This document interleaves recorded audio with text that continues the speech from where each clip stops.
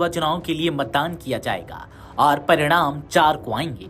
चुनाव की तारीखों के ऐलान होते ही राजनीतिक पार्टियों ने अपने उम्मीदवारों को चुनावी मैदान में उतारना शुरू कर दिया है। एक तरफ जहां केरल बीजेपी ने दूसरी लिस्ट में 39 प्रत्याशियों पर भरोसा जताया, तो वहीं दूसरी तरफ कांग्रेस ने अपनी पहली लिस्ट में 55 उम्मीदवारों को मौका दिया। इसी बीच कांग्रेस गुट के एक बड़ी खबर सामने आई है। चुनावी परिणाम से पहले ही कांग्रेस के नेताओं ने यह मान लिया कि अगला मुख्यमंत्री कौन होगा।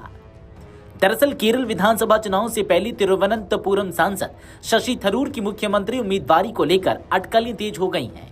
हालांकि उन्होंने इससे इनकार कर दिया है और कहा कि वह विधानसभा चुनाव नहीं लड़ रहे हैं।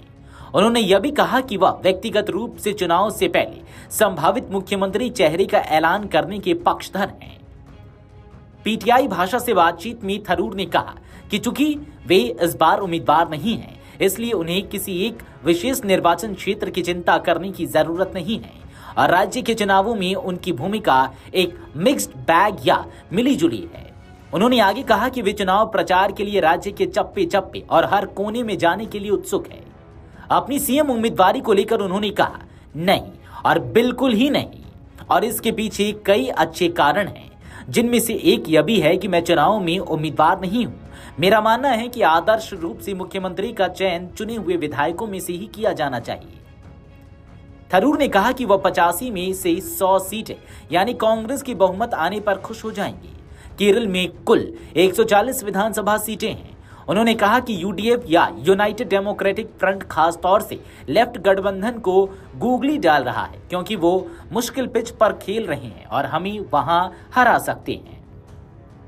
थरूर से पूछा गया कि क्या चुनाव प्रचार में कोई निश्चित चेहरा न होने से कांग्रेस की संभावनाओं पर असर पड़ सकता है। इस पर उन्होंने कहा, व्यक्तिगत रूप से मैं आपकी बात से सहमत हूं कि हम उस रास्ते पर जा सकते थे, लेकिन जैसा कि पार्टी नेतृत्व ने मुझे बताया, कांग्रेस ने पहले कभी ऐसा नहीं किया है।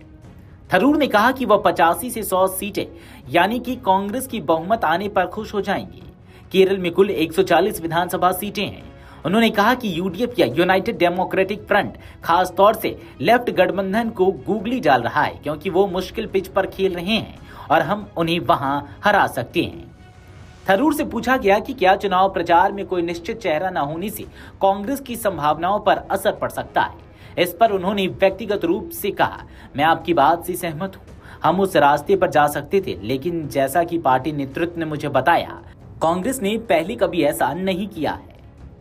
कांग्रेस के वरिष्ठ नेता वी.डी. सतीशन ने गुरुवार को कहा कि राज्य में आगामी चुनाव के लिए पार्टी उम्मीदवारों के चयन से जुड़े सभी मुद्दे सुलझा लिए गए हैं। सतीशन ने नई दिल्ली में सुबह संवाददाताओं से बात की, कहा, पार्टी जिन शेष 40 सीट पर चुनाव लड़ रही है, उनके लिए उम्मीदवारों के नाम की सूची दिन में घोषित कर दी जाएगी। कांग्रेस ने आगामी विधानसभा चुनाव के लिए मंगलवार को 55